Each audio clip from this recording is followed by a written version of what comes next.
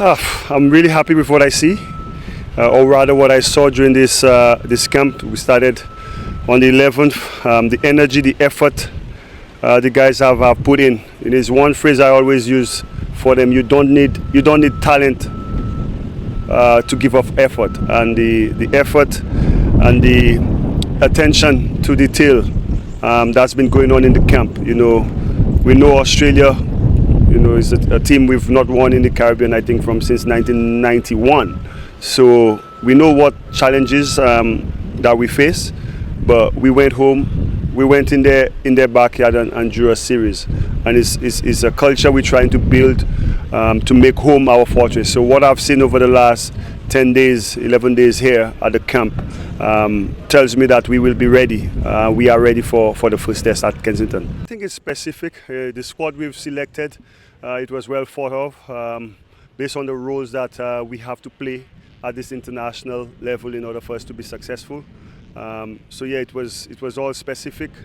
We had 2 intense days specifically for that type of training, where a whole day in a test match where we work on specifics, how we want the openers to go about, the middle order batsmen, and we target specific sessions, how we want to go about doing things, and the way the guys responded. We need to be able to take 20 wickets in a test match to win, and we need to be able to bat at least 120 or so overs in the first innings as well. So, yeah, it's something we never do when we play. Cricket is a game of, I know one of the commentators used to say, shifting fortunes and glorious uncertainties. So for us, it's focusing on our preparation, understanding the challenges that we will be facing, which is the opposition, and coming up with the game plan that we back ourselves to execute. So Australia, whether with Steve Smith, obviously they're really strong, but without him, they're equally capable of winning test matches. The system has shown and proven over the last decade that they're one of the top teams in the world, and that's why the number one for a reason. So for us now is to fine-tune and focus on the areas that we have to do. When we looked at the last test championships, the stuff that we did, and just moving forward into this test championship cycle and building for the future, we too have a brand that we want to play, and the roles that we have selected to be executed, and the personnel rather to go out there and do well.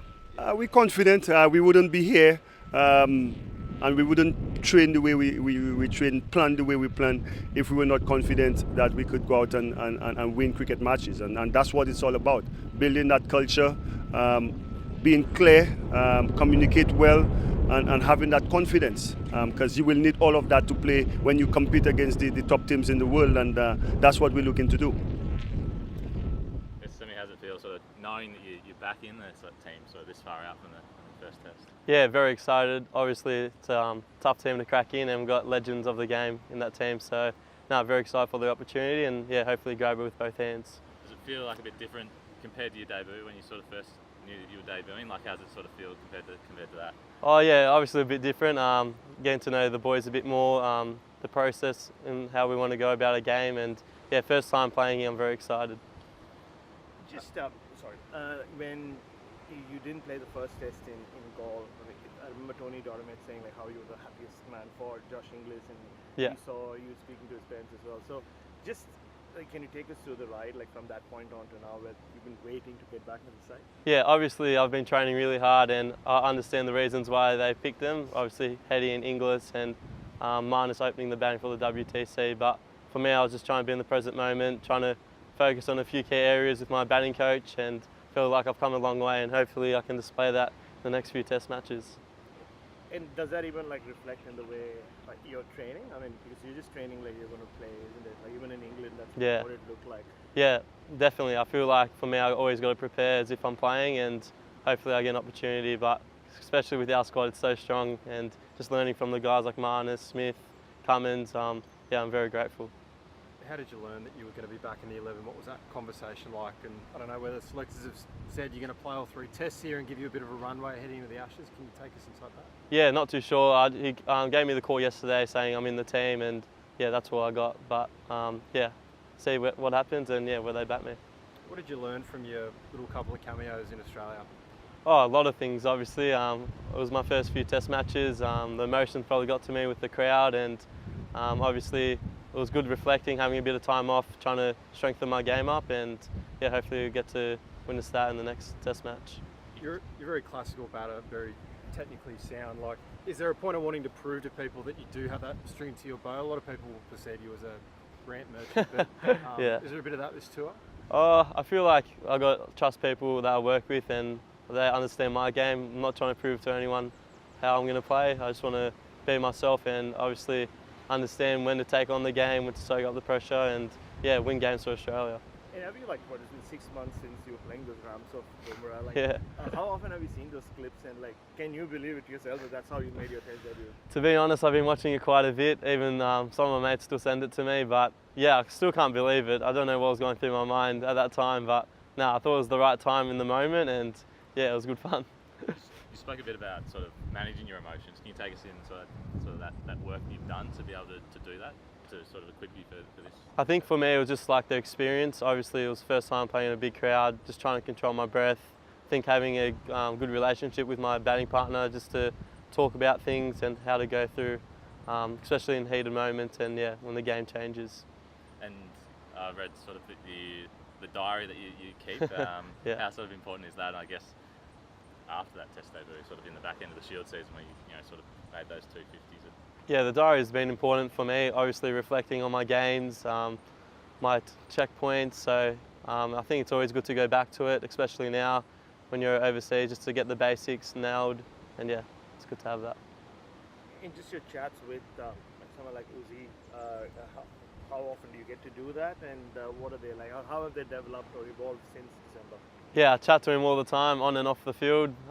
Whenever we train, I always try to get advice from Uzi or Marnus Smith, just seeing how they go about things. But no, I'm very lucky, especially at my age, 19 years old, to be playing with the best players in the world. And we've heard a lot of them talk about what it is like to have an 18-year-old like you in the team. Like, what is it like for you to be an 18-year-old? It's a dream come true, to be honest. 19 years old, playing for your country, travelling the world, getting to experience different cultures and versus the best players as well. So, no, I'm very lucky to, yeah, be where I am currently. How's Marnus holding up? Obviously, being told he's not going to be in the 11 for the first test. How's he taking that? Yeah, he's very good. He's a great mentor of mine. He obviously, pretty sure his average is 50, which hopefully one day I can get there. But yeah, I always go to him for advice, and yeah, he's a legend of the game. Is that your test number on your wrist tattoo? Can you tell us about that? Yeah, I got my tattooed on my forearm, my test number, 468, and yeah, I told my parents straight away that I was going to do it. So yeah, no dramas. Where did you get it done, and how long after your debut did you get it done? I think I got it done two or 3 weeks after the MCG test match, and then I got it done in Cronulla Inks. Shout out to them. Happy with the tattoo, but yeah, hopefully no more tats. But you did say that your mother prefers you with long hair for good reason. Yeah. So is that like, is it, how big a role that to play? You just spoke about, like, you have to remind ourselves that you're still 19, you need permission. Yeah, I know. I'm very lucky to have a supportive family, and obviously you like my hair long, and my mum as well, so I might have to grow it out on this tour. But no, I'm pretty sure my dad and my older brother are coming as well, so that'll be special for them to experience this trip. Your mum went to the UK. What was Yeah. that like bringing mum over? It was great. Didn't do the washing. She was doing everything. It was good to have dinners with her, and yeah, great to catch up. What about this windy side? You obviously would have watched someone like Shamar Joseph Yeah. early last year against Australia. What do you make of their attack, and what are you expecting from them? To be honest, I know quite a few of their players, maybe half the team, but when I've watched them, they got brute pace, they're very skillful, and yeah, can't wait for the challenge ahead. Who do you sort of speak to or go to about playing in the Caribbean? Because not a lot of Aussies have played Test cricket here, a lot of white ball stuff, but only 4 and only one batter have played Test matches here before. Who do you sort of go to learn what that is like playing here?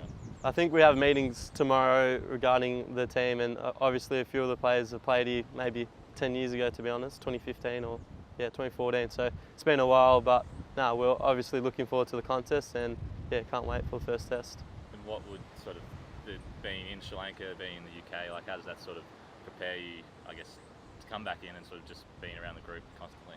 Oh, it's been good. Obviously, I've been training with the whole group, and yeah, gotten to know everyone a lot more. And for me, it's just hopefully I grab my opportunity because it's such a strong side, and yeah, very grateful for that.